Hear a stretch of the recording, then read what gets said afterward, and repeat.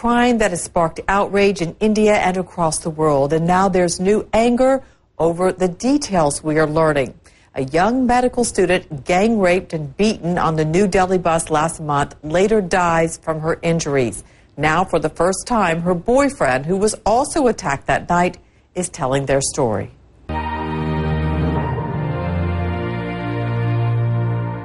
His 23-year-old friend died of her injuries.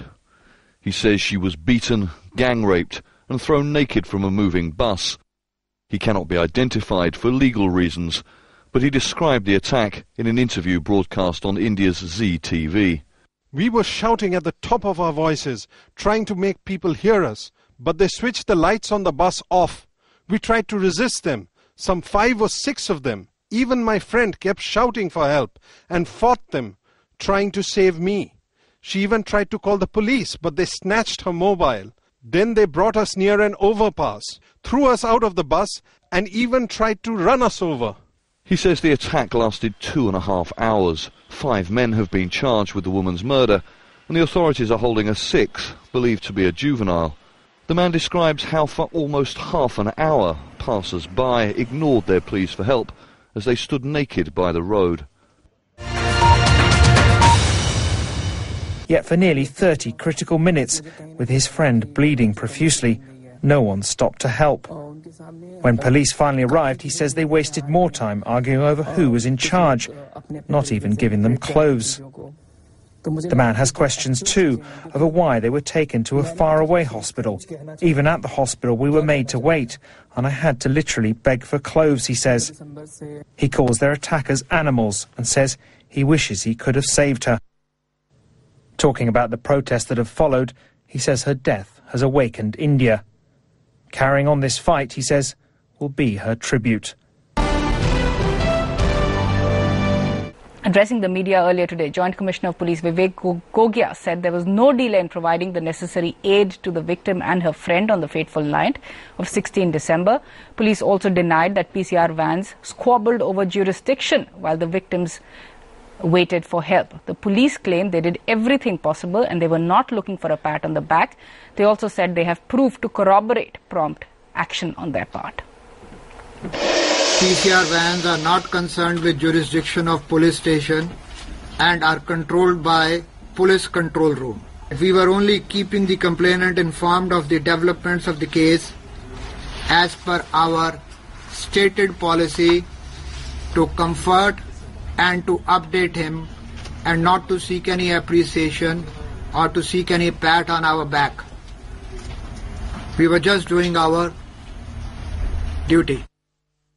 The PCR van, which was on patrolling area, Eagle 47 reached there at the spot at 10:27 p.m. Zebra 54, the other PCR van to which the call was marked, reached there at 10:29.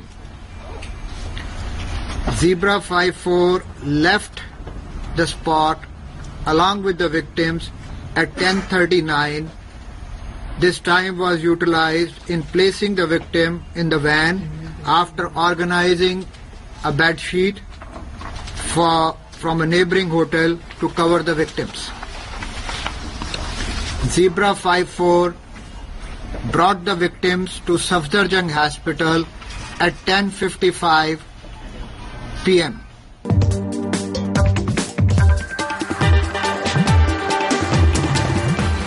Well, an extended press conference by the Delhi police there responding to that interview that the friend of the Braveheart gave to Zee News. In fact, editors of Zee News were also summoned by the police earlier today.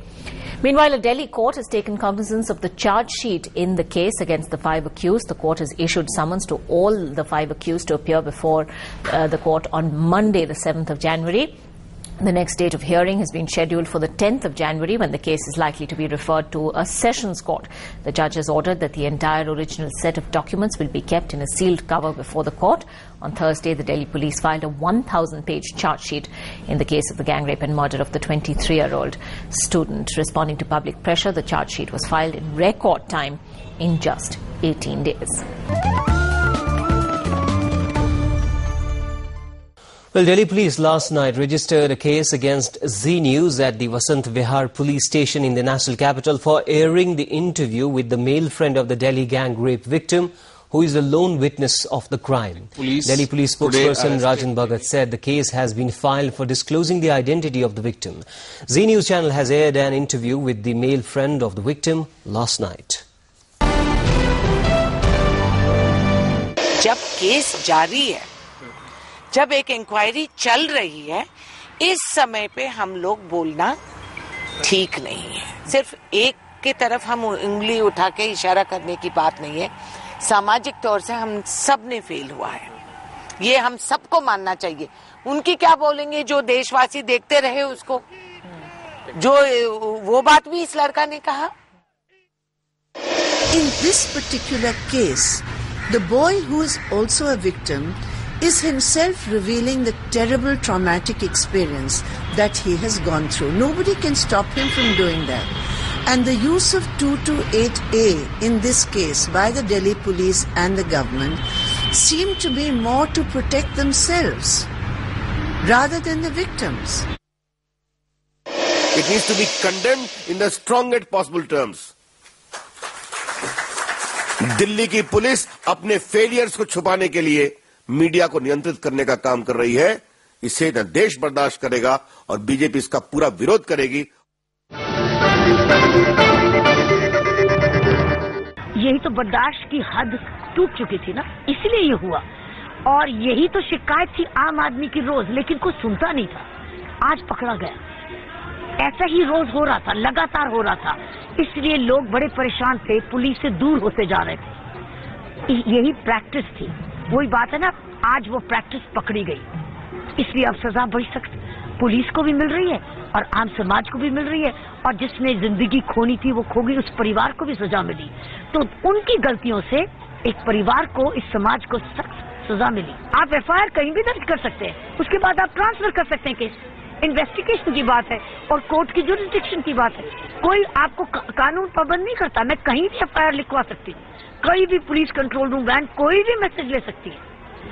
ये कोई कानून मना नहीं करता, कोई rule मना नहीं करता। ये तो अपनी सुविधाओं के लिए है, लेकिन सुविधा को आप अपनी सुविधा बना लें पब्लिक की असुविधा पर, ये बिल्कुल घोर अपराध है। ये ट्रेनिंग नहीं है, ये इनको कभी कहा नहीं जाता, ये अपनी मर्जी करते हैं। और इसलिए ये मनमर्जी ना करना, रेगुलर पुलिसिंग, लीडरशिप, निगरानी और सजा और रिवॉर्ड चलते रहना चाहिए, ताकि क्राइसिस हो ही ना। हम लोग क्राइसिस क्रिएट करते हैं। Appears to me that the story of the boy is quite credible and quite consistent with circumstantial evidence, and I will not easily discard it. Personally, I am inclined to believe it. I believe that many people will accept the statement of that boy because he has no motive for lying, and in that condition, why must he, and what gain does he have from making these kind of statements?